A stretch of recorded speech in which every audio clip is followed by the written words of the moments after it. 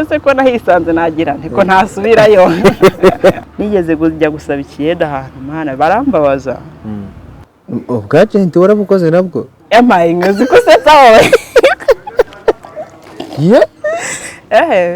ese wakoreraga he ubu nabanje nabwo ariko sha yewe hari ibintu bibaho mbona n'Imana yasunikaga yaje kurangira abantu uburiye we bagutuburiye bate dore nazindutse ariko suko mfite inkuru umuntu rero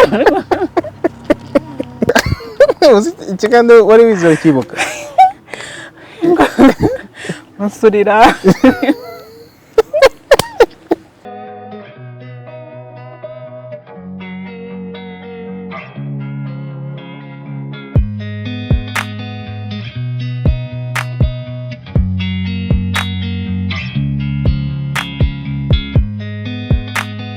ya papa mama n'abana uyifata uti mu buhe buryo mu famiye kumva ngo famiye gusa sinayifatane nimba fata nk'abantu baraho nyine baraho nyine n'uzunavuga famiye yawe yo imbafata nyine nk'abantu baraho bashyize ku isi bagatuma mbaho uko mbayeho nuko nabayeho niko mbafata bakugiriye neza cyangwa bakugiriye nabi ese ko nahisanze nagira nti ko ntasubirayo nyine ugereranyije bakugiriye neza ko waraje ku isi cyangwa bakore ko kwigumiraho wari uri ubu naje nyine nta kundi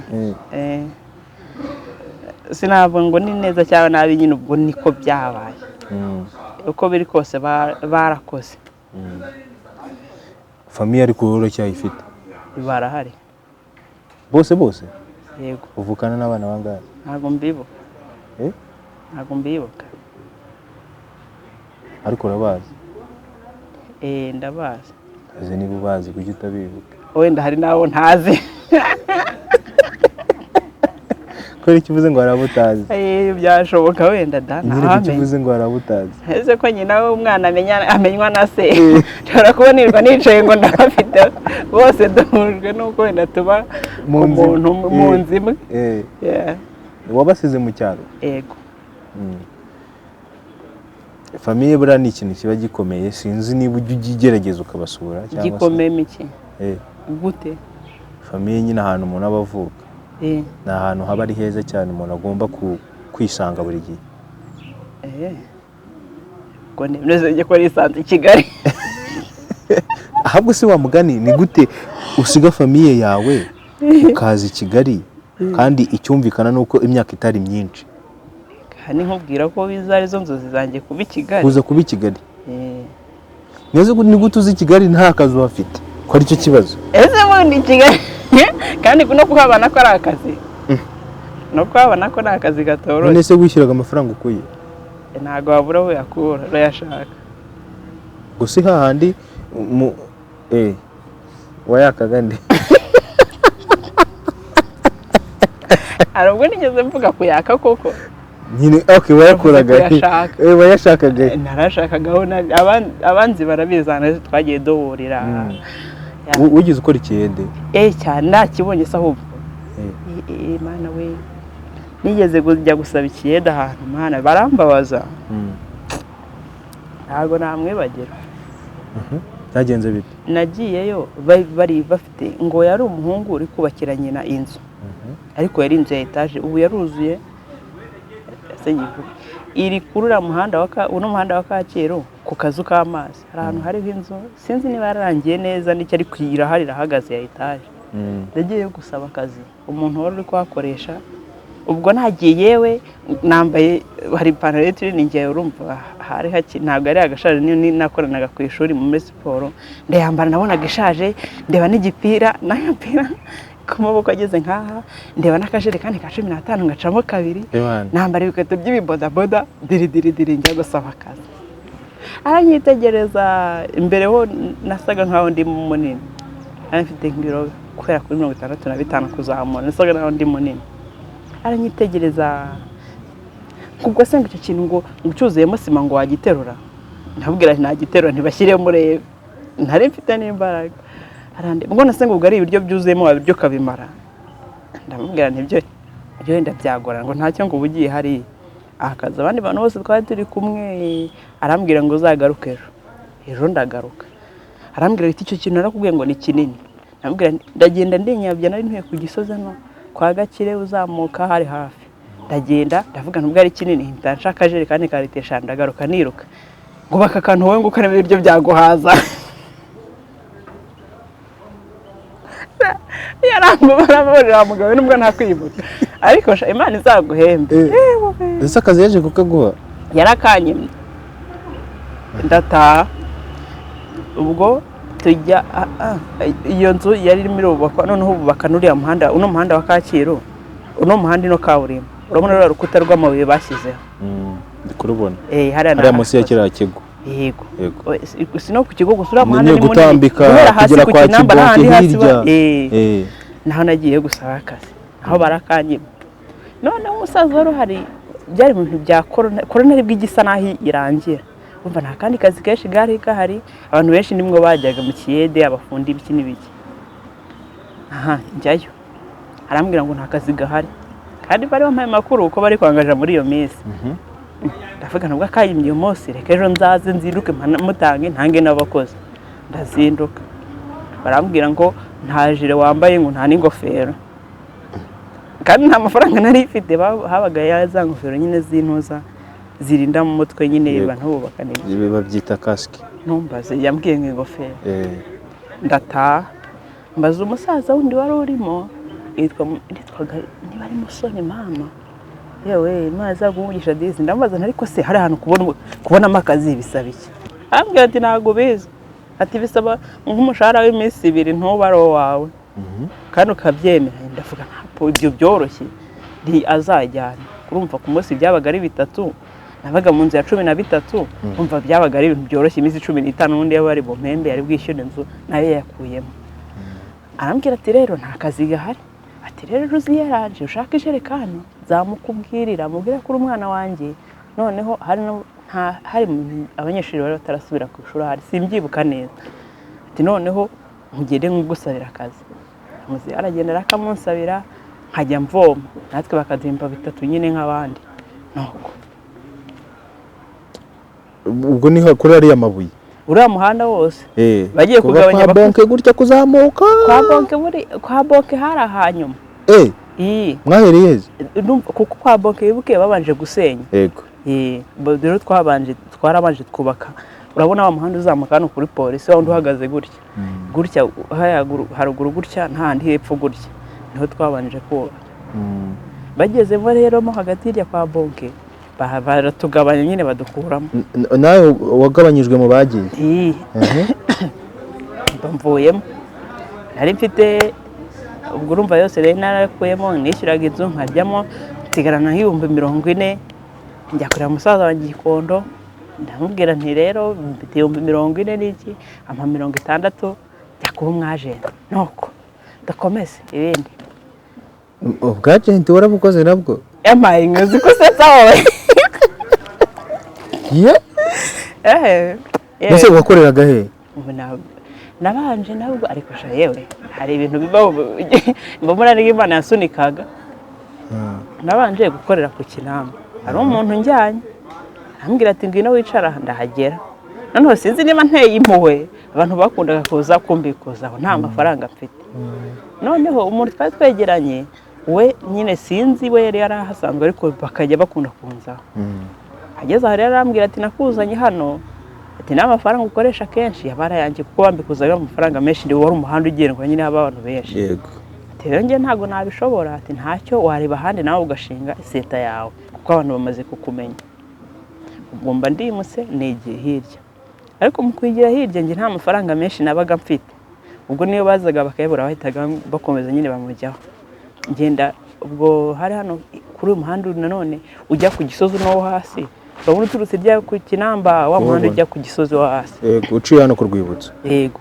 ngere nagiye hirya handi hasa no ku kiraro negera hirya hano hari abakiriya benshi naho nta mafaranga mfite none nkabura ukuntu njya kureba wa wundi kuko ari kuri oyo yabaga ari na hafi ariko none ntago rari busubiyeho yambwiye uyu mwaka fraude niba ari fraude hari fraude na kashe nyine froti nari yo kuri telefone n'ibiki bo bashakaga kashe kubikura yabaga ari kashe kandi kubikura naho umwagent abonera menshi kuruta kubika nuko ndavuga nti rero ntabyo rimwe ndavuga ntari kubundi nirwa nicaye ahangaha ndatambika umuhanda wose ngenda gutyo nisanga mu Gakire ka Gisozi mpamo ninjiramo nasanze harimo umutipe yitwaga Felix umwana ku Kibuye yarya bayitwa bake w'umunyakibuye ariko nyine kubera benshi bakora mari abashi n'iki nyine ufite ukuntu nyine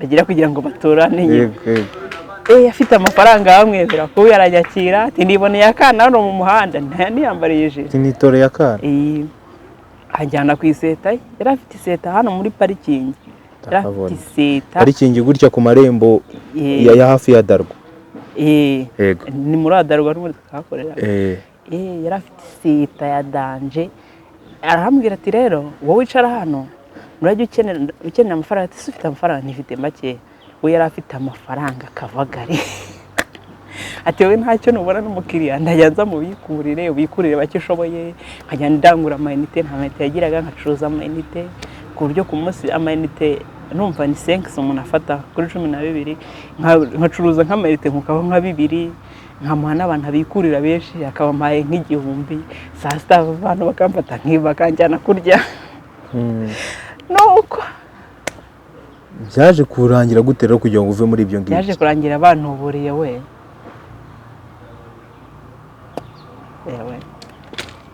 aho mutindi yanitse n'irive niyo rivuye impyisi irarongora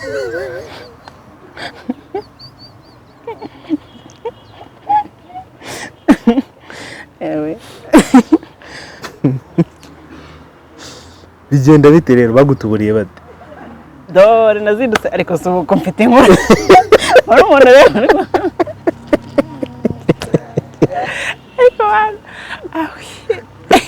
nazindutse ngo ngiye mu kazi yewe mwajenti n'akajire wazindutse njye narazindukaga kuko urumva nta mafaranga menshi nabaga mfite ariko nibura muri ayo bake nabaga mfite hari abantu nagendaga ubu ngurishije amanite urumvaga niba ari 2 nafatagaho saa sita abantu bo mu Gakire n'abantu beza hanyura bajya kurya akavuga ati ngwino nkujyane tukagenda tukirira saa sita hayo nungutse ubwo nkagenda nongeraho gutyo noneho ndazinduka mu gitondo mfite nyine icyo ashaka ndagenda n'akajire kanjye ngenda mbikurira abantu 2 igihumbi ngucuruza amayinite nikomereza gutyo umuntu abaranyataze ati wampaye amayinite ndayamuha ya desi ati rero ati njyewe ndi umuntu sinzi igishinga yavuze cyo mu Gaturika ati ndi gufata abantu tukabajyana mu muryango w'ababikira ngo bakabafasha bakamuha amafaranga noneho bakagenda bagakora bakiteza imbere ndavuga nti iyo nkuru no biryoheye amatwi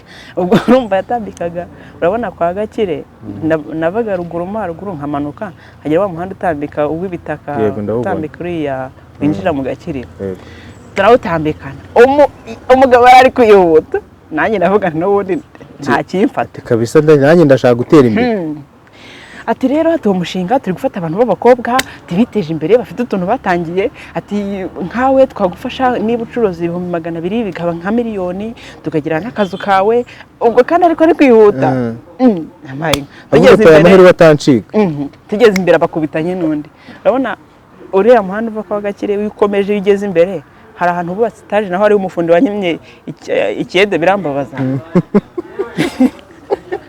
urumva ndabibona isa nkaho bashyiramo akantu k'agasitoke ukuntu oya ni etaje nini cyane utaragera irya ku Gakiriro urabona ugeze uvuye kwa Gakire utambitse ugiyera nkaho ugeremo hagati ahantu hari akantu kameze nk'akabari kari hejuru gucyayo gahanda no kuri ako kabari rero naho umuhanda ako kabari kari ameze nk'akari mu muhanda hagati no haruguru y'uwo muhanda wundi bubatse etaje nziza ariko nuko tugeze kuri ako kayira nyine kare kuri etaje bari barimo nayo kuyubaka nyine bayubatse igihe kinini haba hamanutsemo undi muntu abaraje nawe ahetse agakapu araza ati bimeze bite ati sawa ati ngiye hano imbere ndabona muri kuganira byaryoshye ati si umukobwa wacu wenda abantu bo ku muhanda wenda sinzi niba arahoraga mbona n'iki ati kano kana turakikundira gahora kanyura hano buri munsi kazindutse n'iki ati ndi kumubwira umushinga ngo turi kujyanamo abantu tukabaha amafaranga n'iki ati mbwira uwo mushinga nanjye numva uryoshye nabo baramubwiye ati n'ababyeyi turi kubafata tugafata abana babo bakazakura nyine bari muri iyo mishinga nyine abana ababyeyi babo tukabaha amafaranga tukabakira inzu tukabaha inka n'ibiki byose umusaza ati nanjye nkajya ubwo niko turi kwihuta tugiye kugera hahandi kuri wa muhanda uzamuka kuri aparwa nyine umanuka kuri adarwa n'ukomeza iburyo turihuse tuba turahageze hageze ati rero ati ndabona hano hari akavuyo ntabwo muri bwumve neza dukomeze gutya duse n'abajya hirya mu Gakiriro niho turaguma kubyumvirira neza mbahe na nimero zabo diri najya kureba ku ruhande kuko nyine nari ku muhanda abagenti banzi n'iki ngo reba ku ruhande wowe ngo ngwino ngo tujyane ngo uragira ngo abandi bantu baze ngo babe benshi ngo amahirwe ya buri nanjye ubwo nari natwaye n'ibiganiro nafashijwe diri tuba turagiye ariko abantu twanyuragaho bose baratwitegerezaga ariko ngiye kuko nyine ntabizi n'iki sinabonye n'umuntu amfata ngo ambwire ngo ngwino cyangwa iki nyine abantu uko twanyuraga abantu baraturebaga kuko twarihutaga cyane turi abantu batatu ubwo tuba turagiye diri tuhageze bati rero tuwo mushinga nta nubwo uri kure tuzamukuri hano haruguru urabona numva bavuga ariko nyine nabimenye inyuma ngo ari imidugudu yo kwa Gaposho niba ari yego mu mazu menshi agezweho hagiye harimo imihanda gutya tuba turazamutse tuwo mushinga ntabwo uri kure urimo hano haruguru ati yahavuze ngo ari kuri cafe ati twanagenda tukageraho mukareba ibyari byo mukareba n'ibiro byabo mukazaza mukagera haraka kuri cafe ya Gisozi ubwo urumva twazengurutse kumwazengurutse nyine numva ahantu yanurukanye kwa Gakire tugera mu Gakiriro turazamuka tujya ruguru kwa Gaposho naho tujyamo ruguru urabona harimo imihanda ni nk'ine irimo ahari ku muhanda wa kabiri uturutse ruguru rimwe nyinjije urumva twari twazamutse nanarushye pe ushaka gutera imbere gusa iriya miliyoni ntabwo yagomba kugucika miliyoni imwe ahubwo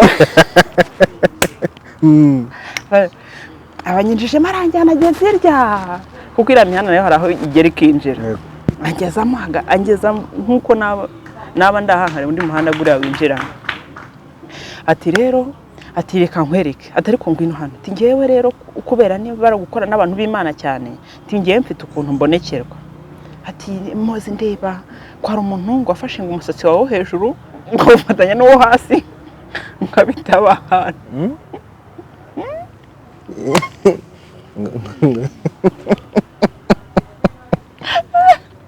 akubanire yanga napfuye umuntu uwo hasi se ukuye ntabwo namenye ibyari namenye ko natwawe n'umukozi w'Imana ugiye gunyara mu bantu b'Imana gafashe ngo umusatsi wawe hejuru ngo afatane n'uwo hasi ngo abizingazinga ngo abishyira ahantu ngo afata ngo twabone ngo twahantu wanyaye ngo none se ngo nta kuntu iyo ngo wagiye umugongo yakoresheje ikinyarwanda cyiza cyane kumva ngo uri kubabara cyane ukumva ngo ugiye gupfa nawe ukurikije ukuntu kandi ni ibintu nyine biri aho nyine biri normal bishobora kuba cyane ndavuga nti umuntu yarandose kuko ndapfuye ati kugira ngo nkwereke ko bakuroze ati fata akababi hano afata akababi k'umusave ati raramurebe hejuru nibyo byoroshye ndararama noneho nkashyira muno muntu arambwira ati gacireho nkaciraho ati raramurebe hejuru ngo ukoroge gutya ndakoroga kuko ndararama koko abandi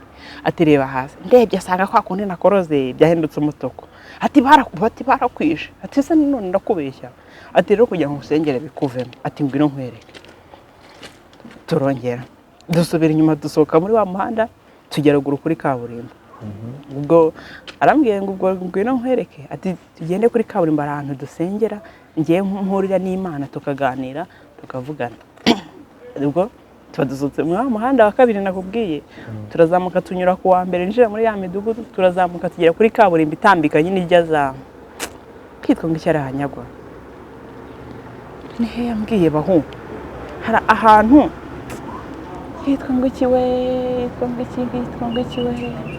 hari ahantu wanigetse ne ngo ukora na Japhet yitwa ngo iki Tiene hariya bamunagiye Kacyiru se ya ni muri Gisozi nuko wabyibagiwe aranzamuka nangezamo, arasenga ati rero ati hano turavuganye n'Imana, ati barambisabye ko twongera gusubira hahandi twavuye kugira ngo ya mizimu yose tugitsinde na bya birozi byose bakugize tubikureyo, kuko buriya nanakubonye wowe iyo ufashe amafaranga ahita agenda.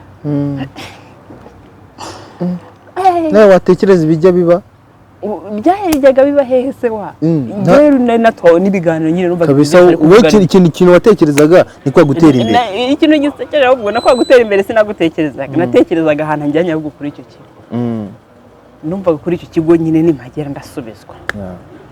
Nuko ati rero ati dusubire hahandi twavuye, ati bya birozi n'ibiki byose tubijugunyeyo byose birangire, ubundi uze tujye ku mushinga umeze neza.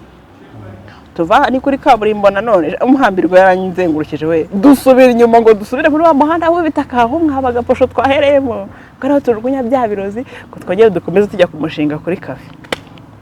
Ubwo dusubira inyuma turi muri kaburimbo, arambwira ati ariko ati kugira ngo usubireyo ibintu Imana irambwiye kubera ibintu bakuroze ku bintu ni byinshi birakabije, kugira ngo bikuvemo birasaba ko usubireyo nta kintu na kimwe ufite.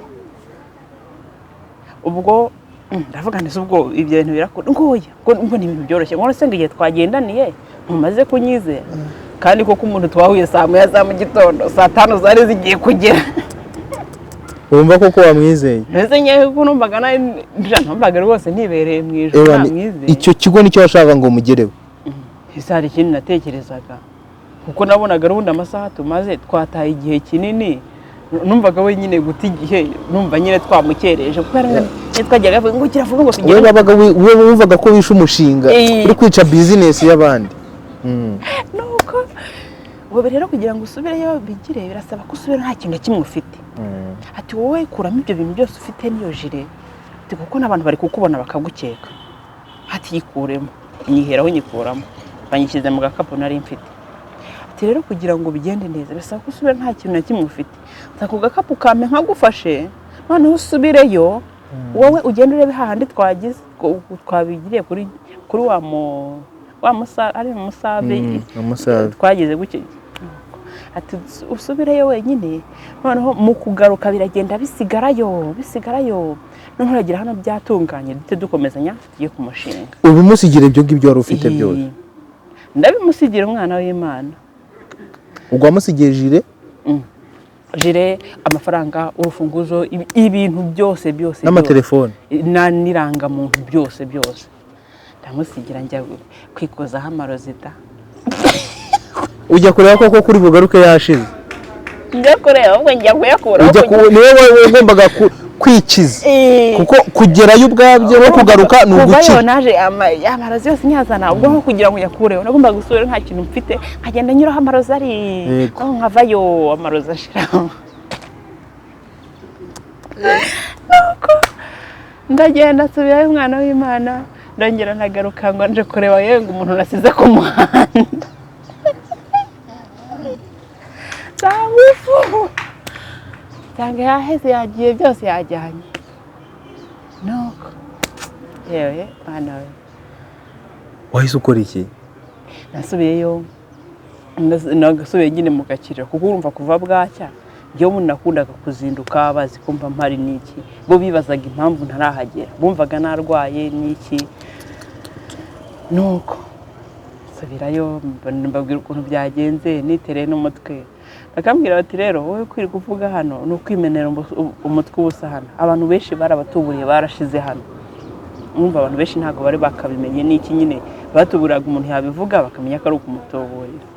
N'abantu baho ngaho baratuburira gatari uvuga ngo umwagenti n'iki, n'abandi bose baratuburira. Bavuga bati rero aho kwirirwa hano wanditse mu mutwe kuri izuba, ati genda ujye mu rugo ujye kuryama. Wari ufite se urundi rufunguzo? Urw'ikise rwahehe, bambwiraga nyine ngo njye mu rugo kuryama, bumvaga nyine urugi bari bwice ninjire ndyama. Nuko ndagenda wabandi ndiryamira. Kuva ngahe ngo uhita ubyibagirwa se cyangwa byibagirwa urasatsa razera ifite ahandi nkura. Nuko nyine hahise hakurikiraho iki rero?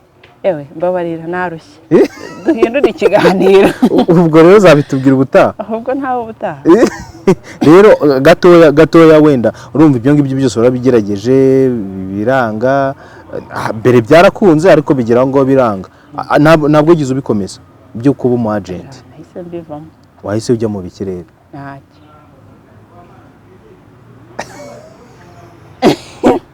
Ese wese ubahute kandi ari byo byari kuba i Kigali.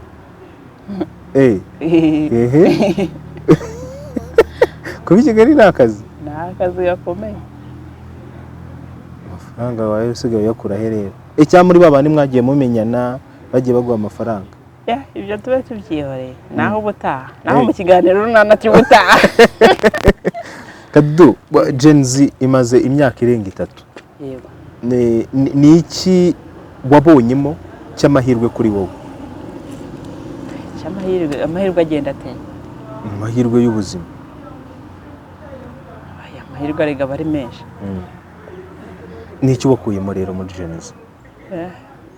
Navuga ko ubwo erega biterwa. Iyo uvuze ikintu wakuyemo hari igihe biba mu mafaranga bikaba mu biki. Mu mafaranga ho? Mu mafaranga yo na Gen Z ntabwo araboneka. Mu bindi? Ibindi byo navuga ko hari abantu benshi twagiye duhura kubera Gen Z. Navuga ikira ko bigiye biharira. Ni iyihe stage utazibagirwa mu mateka yawe nka Kadudu? Stage wakoze ukavuga iti iyi stage irakubise ni iyihe?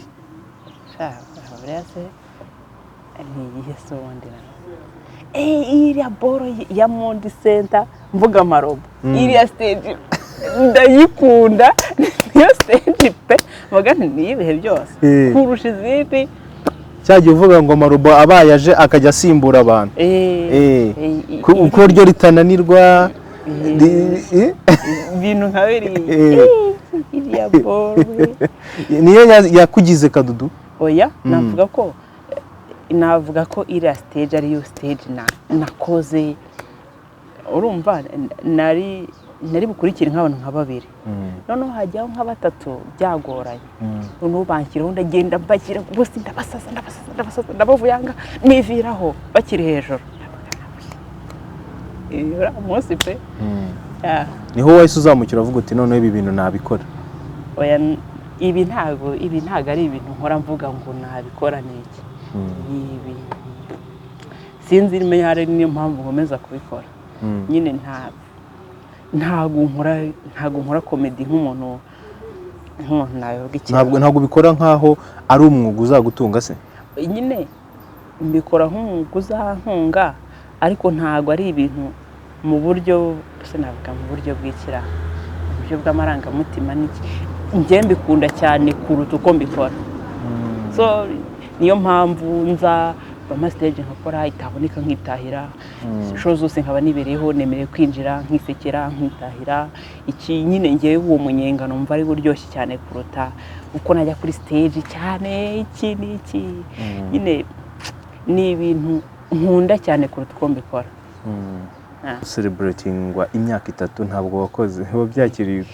Byarambabaje we. None ikintu kibabaje nuko numvaga mfite utunota nka 2 ariko umva nari nayibariye kabisa. Noneho nari mfite akananiro numva naniwe. No gutegura nkavuga ni ya big stage nkayimanyura. Iriya show yarambabaje. Birangira udakoze? Watashye? Yarambabaje pe. Watashye wumva mu mutima wawe? Natashye mu mutima wanjye rero sinzi n'utuntu tubamo. Ntabwo ibintu byinshi nkunda kubishyiramo. Ubishyira he? Menya bijya mu mutwe. Menya ariyo mpamvu umutwe wanjye byibushye. Ariko byarakubabaje pe kuko byaragaragaraga. Usibye no kuba byarambaje gukora kuko nari nateguye, ariko impamvu byanagumye kungumamo hari nuko nateguye igihe gitoya ntegura utuntu twamvunnye kuko hari abantu nagiye mbaza utuntu tumwe na tumwe. Hari harimo abagande benshi ravuze nizo utuntu two tugande ndi ugende mbeshya iki. Birangira udakoze? Uko nubivuza bura nabe niyo wateguye ibintu bikanga. Wenda bavuga ngo nzabikora ikindi gihe. Ariko nta kindi najibikora. Ntahandi bavuga ibigande wari wizemo. Ubusura byibuka. ikiganiro wari wize urakibuka? nkusurira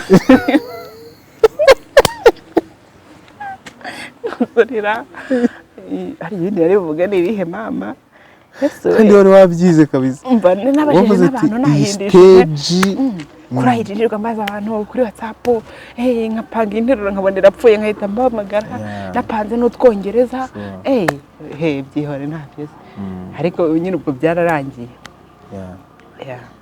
urateganya iki? uri gupanga iki? ikintu mpanga se ari gupanga gukora nyine hari ibintu gukora nkasara ugasara. hari umuntu wavuze ngo yari yaravuze ko ngo umwaka ugitangira yavuze ngo azashaka amafaranga ku bisazi, ngo arangije ngo abona ibisazi ngo ariko amafaranga arabura. ariko yagize amahirwe ntiyabuze byose yari bubure ibisazi akabura n'amafaranga. none nawe uti nkasara gusara. so abantu wakoze kutuganiriza ni iby'agaciro buriya nyine iyo uganira n'umuntu hari uburyo umuntu aba agufata cyangwa se umuntu uri hano hanze nagufataga nk'umuntu umeze gute se? umeze gute buriya? umeze gute? umeze gute? ndashaka kumva uko nagufataga se nk'umuntu ndaza kubikubwira inyuma ya kamera. nk'umuntu umeze uwo muntu ndaza kubikubwira ikibazo se nk'umuntu uzabyibuha se basi kandi mbere batubwiye ko wari warabyibuye. ese byagenze bite kugira ngo ntukomeze kubyibuha? rero ubwo kubyimenya nabyo byajemo ukirite kubyimenya ese mbere ntabwo wabyimenyeraga? rero ubwo byarahindutse ariko uwo muntu wabonaga nk'umuntu ugineye kabisa nakubonaga umeze nk'umuntu ubu ndabikubwira ntugire ikibazo sibyo se? nukuri mwakoze kunyakira nanjye ndabasuhuje cyane. neze ko basuhuje dusoje.